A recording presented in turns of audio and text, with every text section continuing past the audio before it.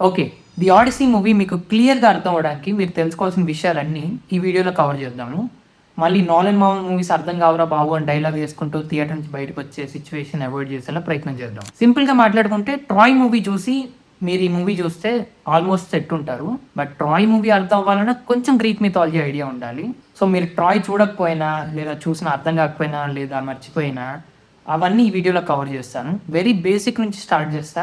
And 'Troy' మూవీలో cover చేయని విషయాలు కూడా చాలా ఈ వీడియోలో నేను కవర్ చేస్తాను. ఇంక లేట్ చేయకుండా ఈ వీడియో స్టార్ట్ చేద్దాం. సో మనకి మన ఎపిక్స్ ఉన్నట్టు గ్రీక్ మిథాలజీలో చాలా బుక్స్ ఉన్నాయి. అందులో 3 మెయిన్ బుక్స్ ఉన్నాయి. 'The Argonautica', 'the Iliad', 'the Odyssey'. ఇవి నావెల్స్ కాదు, పోయమ్స్ ఈ 3. క్రానలాజికల్ ఆర్డర్ కూడా ఇప్పుడు నేను చెప్పిన ఆర్డరే. ఫస్ట్ 'ది ఆర్గోనాటికా' జరిగింది, సెకండ్ 'ది ఇలియాడ్' అండ్ ఫైనల్‌గా 'ది ఆడిస్సీ'. ఈ ఆర్డర్‌లో ఈవెంట్స్ అనేవి జరిగాయి. కానీ first 'the Iliad' and 'the Odyssey' books అనేవి వచ్చాయి. ఇవి వచ్చిన వందల సంవత్సరాల తర్వాత 'ది ఆర్గోనాటికా' అనే బుక్ వచ్చింది. బట్ స్టోరీ వైజ్ 'ది ఇలియాడ్‌కి చాలా ముందు జరిగిన స్టోరీ 'ది ఆర్గోనాటికా'.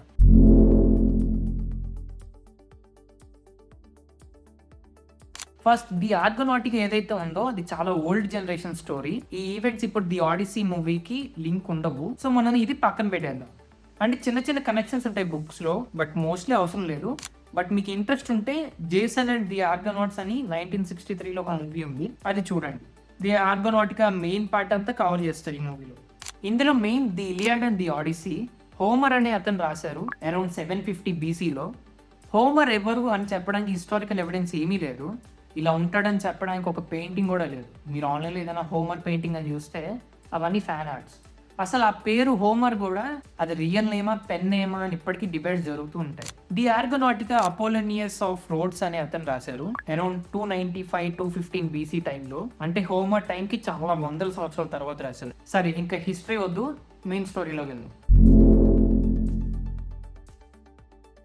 సో బేసిక్గా ట్రోజన్ వార్ అనేది ట్రాయ్కి గ్రీక్స్కి మధ్య జరిగిన యుద్ధం. ట్రాయ్ అనేది ఒక కింగ్డమ్ పేరు. ట్రాయ్లో ఉండే జనాలు ట్రోజన్స్. లైక్ ఇండియాలో మనం అంతా ఇండియన్స్ కదా, అలా. అండ్ ట్రాయ్ రాజ్యం కింగ్ పేరు ప్రియంకి చాలా మంది పిల్లలు ఉన్నారు. బట్ మెయిన్ ఇద్దరు సన్స్, హెక్టార్, హెక్టార్లో హెక్టారే. ట్రాయ్లో హెక్టార్ని మించిన వారియర్ లేడు. హెక్టార్ తోపు అన్నట్టు. ఇంకో ఇంపార్టెంట్ సన్ ప్యారిస్. మరో సైడ్ ఉన్నది గ్రీక్ అంతా ఒక కింగ్డమ్ కాదు, చాలా కింగ్డమ్స్ అందరూ కలిసి ఒక గ్రీక్ ఆర్మీ లాగా ట్రాయ్ మీదకి యుద్ధానికి వస్తారు. గ్రీక్ సైడ్ మెయిన్ కింగ్డమ్స్ లో ఒకటి స్పార్టా, ఇంకోటి ఇతకా అండ్ మరో ఇంపార్టెంట్ కింగ్డమ్ పేరు మైసిని. వేరే ఏమైనా ఇంపార్టెంట్ కింగ్డమ్స్ ఉంటే స్టోరీలో నేను కవర్ చేసుకుంటూ వెళ్తా. స్పార్టా కింగ్ పేరు మెనలియస్. ఈ కింగ్ వైఫ్ పేరు హెలెన్. ఈమె most beautiful women in the world. So ఇప్పుడు మెయిన్ స్టోరీలోకి వెళ్తాము. ట్రాయ్ మూవీలో కవర్ చేయని విషయాలు కూడా నేను చెప్తాను. అసలు ట్రోజన్ వార్ ఎలా స్టార్ట్ అయింది. ఇందాక చెప్పే కదా గ్రీక్ సైడ్ చాలా కింగ్డమ్స్ ఉన్నాయని. అందులో ఒకటి పిథియా. ఈ కింగ్డమ్ కింగ్ పేరు పేలియస్, హ్యూమన్ ఇతను. పేలియస్ కి థేటిస్ అనే ఆమెతో పెళ్ళవుతుంది. థేటిస్ ఒక సీ గాడెస్, హ్యూమన్ కాదు. వీళ్ళిద్దరికి పుట్టినవాడే ఎకిలీస్. అయితే ఇప్పుడు పేలియస్ థేటిస్ పెళ్లికి థేటిస్ గాడెస్ కాబట్టి ఎవ్రీ గాడ్ ని ఇన్వైట్ చేస్తారు, ఒక గాడెస్ ని తప్ప. ఆమె Eris goddess of discomfort and goddess of trouble. ఇప్పుడు పెళ్లికి పిలవలేదని చెప్పి ఈమె అలుగుద్ది. గాడెస్ ఆఫ్ ట్రబుల్ కదా, పెళ్లిలో ఏదో పుల్ల పెడదాం అని చెప్పి ఒక గోల్డెన్ యాపిల్ విసురుతుంది. ఆ యాపిల్ మీద ఫర్ ద ఫెయిరెస్ట్ అని రాసి ఉంటుంది. ఇప్పుడు ఆ యాపిల్ ని ముగ్గురు కావాలనుకుంటారు. హేరా, ఈమె queen of gods, goddess of marriage, women, family. ఇంకో ఆమె ఎథీనా, ఈమె goddess of wisdom and strategy. And మూడో ఆమె పేరు ఆఫ్రోడైటీ, ఈమె గాడెస్ ఆఫ్ లవ్. సో ముగ్గురు యాపిల్ కావాలనుకుంటున్నారు కాబట్టి ముగ్గురు జ్యూస్ దగ్గరికి వెళ్ళి ఈ యాపిల్ ఎవరికి దక్కాలో జ్యూస్ ని చెప్పమంటారు. జ్యూస్ కింగ్ ఆఫ్ గాడ్స్, తెలివైనోడు. లేడీస్ మ్యాటర్ లో వేలు పడితే జేతుస్ అయిపోతా అని బాబు ఎవరి పేరు చెప్పినా మిగిలిన ఇద్దరు బ్యాండ్ వేస్తారు. సో ఒక హ్యూమన్ ని పిక్ చేయమంటాడు. ఆ హ్యూమన్ ప్యారిస్. ఇందాక చెప్పే కదా ట్రాయ్ కింగ్ సన్స్ లో one of the main son. ఇప్పుడు ఈ ముగ్గురు ప్యారిస్ వాళ్ళ పేరు చెప్పాలని చెప్పి ఒక్కొక్కరు ఒక్కొక్క వరం ఇవ్వడానికి రెడీగా ఉంటారు. ప్యారిస్ హెరా తన పేరు చెప్తే అధికారం, రాజ్యాలు ఇస్తా అంటది. అథీనా యుద్ధాలు ఏమైనా జరిగితే అన్ని యుద్ధాల్లో విజయం తనకే దక్కేలా చేస్తా అంటది. ఆఫ్రోడైటీ ప్రపంచంలోనే మోస్ట్ బ్యూటిఫుల్ ఉమెన్ నీ సొంతం అయ్యేలా చేస్తా అంటది. ప్యారిస్ కొంచెం రస్క్ రాజే కాబట్టి ఈ రాజ్యాలు యుద్ధాలు మనకు వద్దని ఆఫ్రోడైటీ పేరు చెప్తాడు. సో వరం ఇస్తాంది కాబట్టి ఇప్పుడు ఇంకా most beautiful women in the world Paris కి దక్కాలి. ఇదే ట్రోజన్ వార్ స్టార్ట్ అవడానికి సీడ్.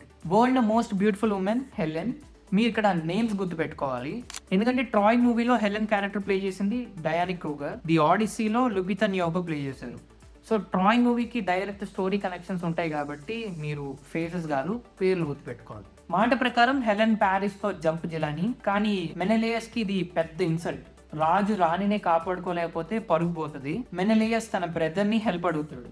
తన brother one of the main character Agamemnon. ఇతను king of Mycenae, most powerful king Greek side. So help అడిగాడని చెప్పి ఇంకా ఆగమెమ్నాన్ గ్రీక్ కింగ్స్ అందరినీ యుద్ధానికి రమ్మంటారు. అండ్ హెలెన్ తో పెళ్ళినప్పుడు మెలనియస్ కి వేరే రాజులు అందరూ కూడా మాటిస్తారు, నీకు ఎప్పుడు ఏ అవసరం వచ్చినా హెలెన్ విషయంలో మేమంతా వచ్చి హెల్ప్ చేస్తాము అని. సో ఇప్పుడు గ్రీక్ సైడ్ మెలనియస్ స్పార్టా నుండి, ఆగమెమ్నాన్ మైసిని నుండి, ఒడిసియస్ ఇథకా నుండి, అకిలీస్ పిథియా నుండి, వీళ్ళు మెయిన్. ఇంకా చాలా కింగ్స్ అండ్ కింగ్డమ్స్ అందరూ కలిసి ట్రాయ్ మీదకి యుద్ధానికి రెడీ అవుతారు హెలెన్ ని తీసుకొని రావడానికి.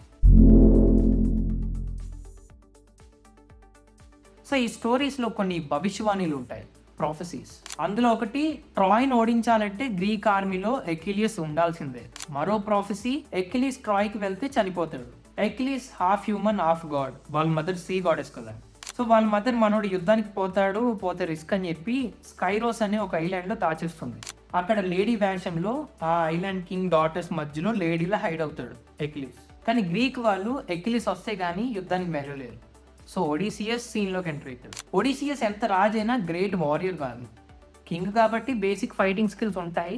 కానీ ఎకిలీస్, హెక్టార్, ఆగమెమ్నాన్ ఇలాంటి వారియర్స్ మధ్యలో ఒడిసియస్ అసలు కంపేర్ కూడా చేయలేం. కానీ అందరికన్నా తెలివైనడు ఒడిసియస్. ఎకిలీస్ ఎక్కడ ఉన్నాడు అని కనిపెట్టేది ఒడిసియసే. అండ్ మనం ఎవరైనా ఇంటికి వెళ్తే ఏదో ఒక స్వీట్స్ ఏదో తీసుకెళ్తాం కదా. సో స్కైరోస్కి వెళ్ళినప్పుడు ఎంప్టీ హ్యాండ్తో వెళ్ళకూడదని చెప్పి మనోడు గిఫ్ట్స్ తీసుకెళ్తాడు. ఆ గిఫ్ట్స్లో jewelleries, gold, clothes and weapons కూడా తీసుకెళ్తాడు. అండ్ ఎంటర్ అవ్వగానే ఎవరైనా అటాక్ చేస్తే అక్కడ రాజ్యాల్లో సౌండ్స్ చేస్తారు కదా, అలా అలారం వచ్చేలా చూసుకుంటాడు. అంతే, గర్ల్స్ అందరూ ప్యానిక్ అవుతారు. కానీ ఆ గర్ల్స్ మధ్యలో ఒక గర్ల్ మటుకు ఆ గిఫ్ట్స్లో ఉన్న స్వార్డ్ అండ్ షీల్డ్ తీసుకుంటాడు. అంతే, ఎకిలీస్ దొరికిపోయాడు. ఎకిలీస్కి ప్రైడ్ ఎక్కువ. సో ఇలా దాక్కొని ఉంటే లాంగ్ లైఫ్ ఉంటుంది, బట్ ఎవరు గుర్తుపెట్టుకోరు. అదే యుద్ధం చేసి ట్రాయ్ని ఓడిస్తే అక్కడ చనిపోయిన వీరమరణం పొందొచ్చు అండ్ చరిత్రను నిలిచిపోవచ్చు అని చెప్పి యుద్ధానికి రెడీ అవుతాడు. ఇంకా ఈ గ్రీక్ మిథాలజీలో స్టిక్స్ అనే ఒక రివర్ ఉంటుంది. ఇంకా అందులో స్నానం చేస్తే చావు ఉండదు అన్నట్టు. థేటిస్ ఎకిలీస్కి ఏం అవ్వద్దు అని చెప్పి ఆ రివర్లో డిప్ చేస్తుంది. తను చిన్నపిల్లాడిగా ఉన్నప్పుడే తన సన్కి ఎప్పుడు ఏం అవ్వద్దని. కానీ అలా నీళ్ళలో ముంచాలంటే బేబీని ఎక్కడ ఒకటి పట్టుకోవాలి కదా. సో హీల్ పట్టుకొని ముంచుతుంది. సో ఎకిలీస్ బాడీ అంతా తడుస్తుంది కానీ హీల్ తడవదు. సో ఈ డీటెయిల్ ఇంపార్టెంట్. ఎకిలీస్కి ఉన్న ఓన్లీ వీక్నెస్ ఆ హీల్. ఇంకందరూ రెడీ ఉంటారు. ఎకిలీస్ వచ్చాడు కాబట్టి ఆలియస్ అనే ప్లేస్ లో గ్యాదర్ అవుతారు అన్ని కింగ్డమ్స్. షిప్స్ రెడీ ఉంటాయి కానీ ముందుకు వెళ్ళవు, ఎందుకంటే విండ్ లేదు. ఇప్పట్లాగా ఇంజన్స్ ఏమి ఉండవు కదా, షిప్స్ ముందుకు వెళ్ళాలంటే విండే కావాలి వాళ్ళకి. సో ఎందుకు విండ్ లేదు అంటే వీళ్ళంతా గ్యాదర్ అయ్యే టైంలో ఆగమెమ్నాన్ ఒక చిన్న పని చేస్తాడు. ఖాళీగా ఉంటే ఏం చేయాలని చెప్పి చేయి దొరకపెట్టి వేటకి వెళ్తాడు. వెళ్ళినప్పుడు ఒక సీక్రెట్ డీర్ని చంపేస్తాడు. అది ఆర్టెమిస్కి చాలా ఇష్టమైన డీర్. ఆర్టెమిస్ ఈమె goddess of hunting wild animals and goddess of moon కూడా. సో అంటే ఆమెకి కోపం వచ్చి విండ్ ఆపేస్తుంది అక్కడ. విండ్ గాడ్స్ కూడా చెప్తుంది ఇన్వాల్వ్ అవ్వద్దు అని. ఇంక వీళ్ళకి తెలుస్తుంది ఆర్టెమిస్ కోపంగా ఉంది, అందుకనే విండ్ లేదు అని. సో ఇప్పుడు ఆమెకు కోపం తగ్గాలి అంటే ఆగమెమ్నాన్ తన డాటర్ని బలి ఇవ్వాలి. ఆగమెమ్నాన్ డాటర్ గ్రీక్ ఆర్మీ అని ఇంకా గ్రీక్ ఆర్మీనే చూస్ చేసుకుంటాడు. తన డాటర్ని బలి ఇవ్వడానికి రెడీ అయిపోతాడు. మెసేజ్ పంపిస్తాడు, ఎకిలీస్ నిన్ను పెళ్లి చేసుకుంటాడంట, ఇక్కడికి రా అని. ఆమె వెళ్తుంది. కొన్ని వర్షన్స్ ఆఫ్ బుక్స్ లో ఈమె చనిపోతుంది.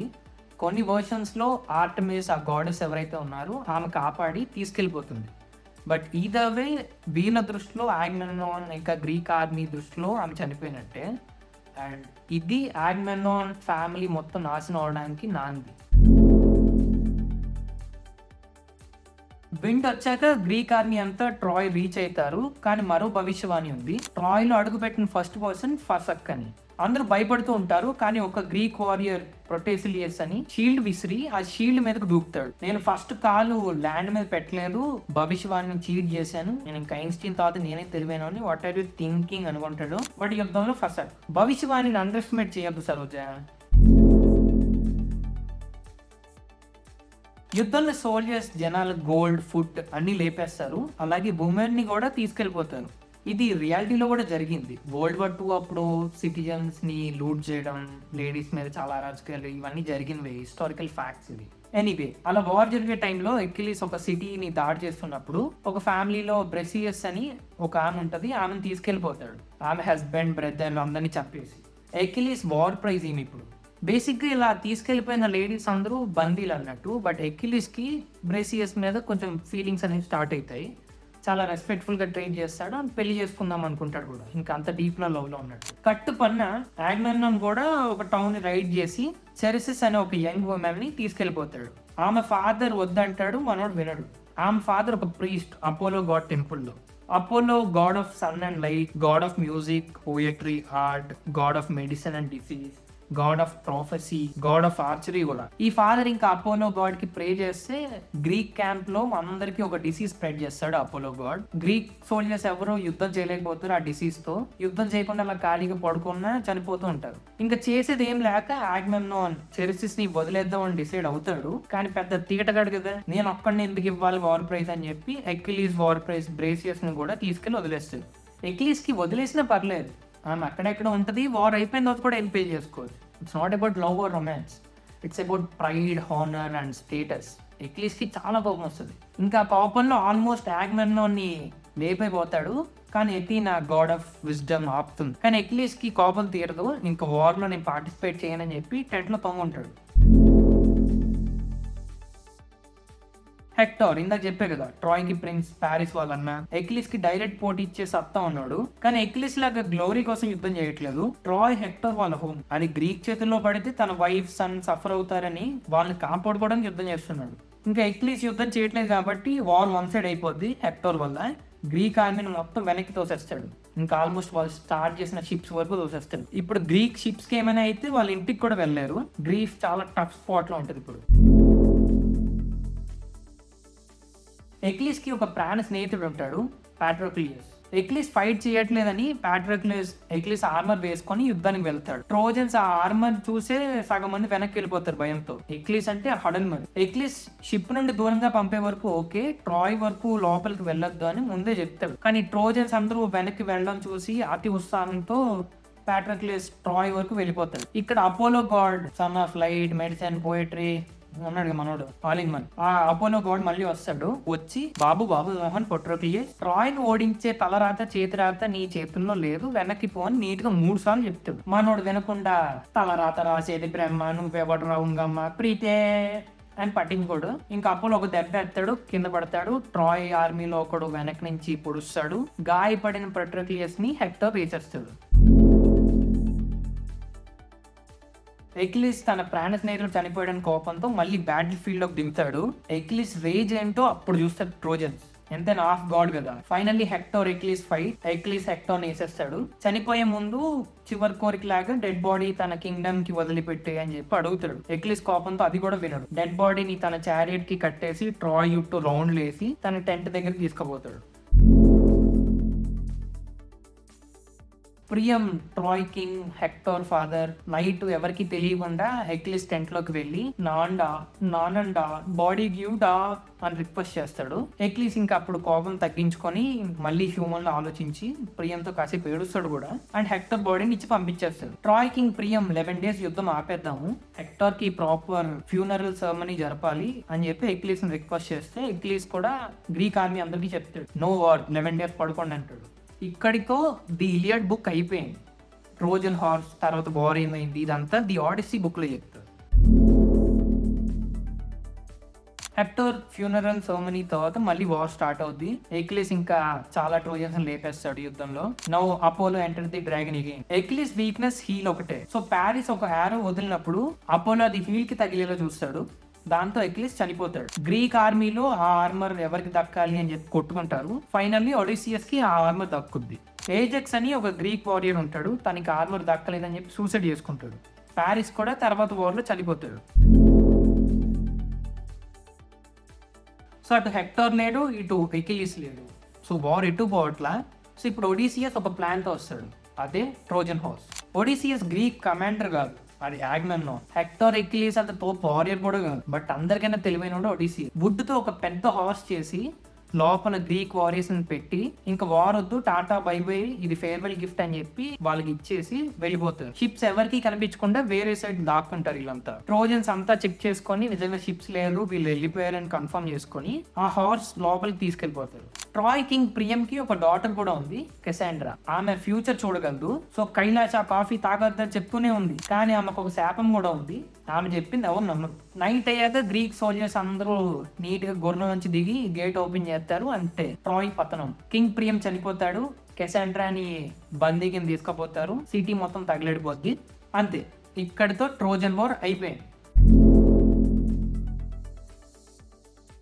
మనకి ది ఆడిసీ మూవీ అంతా ఒడిసియస్ మీదనే. కింగ్ ఆఫ్ ఇథకా, మ్యాట్ డేమన్ ఈ క్యారెక్టర్ ప్లే చేస్తున్నారు. Odysseus wife పెనెలోపి, Yana Hathway play చేస్తున్నారు. ఒడిసియస్ కి సన్ కూడా ఉంటాడు, పేరు టెలిమేకస్. టామ్ హాలండ్ ఈ క్యారెక్టర్ ప్లే చేస్తున్నారు. ఒడిసియస్ ట్రాయ్ మీద యుద్ధానికి వెళ్ళినప్పుడు టెలిమేకస్ చాలా చిన్న పిల్లడు, లైక్ చాలా చిన్న. ట్రోజన్ వార్ 10 years జరుగుద్ది. తర్వాత ఒడిసియస్ జర్నీ ఇంటికి రావడానికి మరో 10 years పడుతుంది. సో ఒడిసియస్ 20 years ఇంటికి దూరంగా ఉంటాడు. వార్ తర్వాత ఆగ్మెమ్నాన్ కూడా బతికే ఉంటాడు. ఇంటికి వెళ్ళాక వైఫ్ లేపేస్తుంది, తన డాటర్ ని వార్ కోసం బలి ఇచ్చేసాడు అని. జెందయ్య అథీనా క్యారెక్టర్ ప్లే చేస్తుంది, god of wisdom and strategy. Robert Pattinson ఈ మూవీలో villain, is playing Poseidon, god of sea. ఎంతైనా గాడ్ కాబట్టి ఊరికనే విలన్స్ అయిపోడు, హ్యూమన్స్ ఊరికనే టార్గెట్ చేసి ఇబ్బంది పెట్టరు. ఒడిసియస్ ఇంటికి వెళ్ళేటప్పుడు ఒక ఐలాండ్ లో ఆగుతాడు. అక్కడ పొసైడన్ సన్ ఉంటాడు, సైక్లాప్స్, యమ్స్. ఆ ఒంటికన్ రాక్షసుడు రాబర్ట్ ప్యాటిన్సన్ సన్ ఈ ది ఆడిసీ మూవీలో. ఉన్నదే ఒక కన్ను, అది కూడా పొడిచిపడి దొరుకుతాడు ఒడిసియస్. సో ఇంకా కొడుకుని హర్ట్ చేస్తే తండ్రి ఓడుకుంటాడా. సీ గాడ్ ఇంటికి వెళ్ళేటప్పుడు ఏదో ఒక పరీక్ష పెడతానే ఉంటాడు. అవన్నీ మీరు మూవీలో చూడండి. అవన్నీ దాటుకొని ఇంటికి రావడానికి 10 years పడుతుంది. ఇతిక రాజ్యం రీచ్ అయ్యాక కూడా సినిమా అయిపోదు. 20 years దూరంగా ఉన్నాడు కాబట్టి రాజు లేని రాజ్యం ఆక్రమించడానికి గ్రీస్ లో ఉన్న ఒక 108 సూటర్స్ ప్యాలెస్ అంతా ఆక్రమిస్తారు. పెనెలోపిని పెళ్లి చేసుకొని రాజ్యం అంతా ఆక్రమించి రాజు అవడానికి. పెనెలోపి తన హస్బెండ్ వస్తాడని నమ్మి ఏదో ఒక టాక్టిక్స్ వాడుతూ పెళ్లి పోస్ట్ పోన్ చేస్తూ వస్తుంది. సో ఒడిసియస్ ఇతికాకి వచ్చాక ఆ రాజ్యం అంతా మళ్ళీ దక్కించుకోవాలి. అది the climax. So I hope everything is clear. ఇప్పుడు మీరు ది ఆడిసీ మూవీ చూస్తే మీకు క్లియర్గా అర్థమవుతుంది అనుకుంటున్నాను. మూవీ రిలీజ్ అయ్యాక కొన్ని స్పాయిలర్స్ వద్దు కాబట్టి కొన్ని రోజులు అయ్యాక మళ్ళీ మూవీ ఎక్స్ప్లెనేషన్ వీడియో కూడా చేస్తాను. ఎందుకంటే నాలెడ్జ్ మా స్క్రీన్ ప్లే స్ట్రైట్ లైన్లో ఉండవు. సో ఆ వీడియో చూద్దాం అనుకుంటే సబ్స్క్రైబ్ చేసుకోవడం మర్చిపోకండి. Thanks for watching and I'll see in the next one.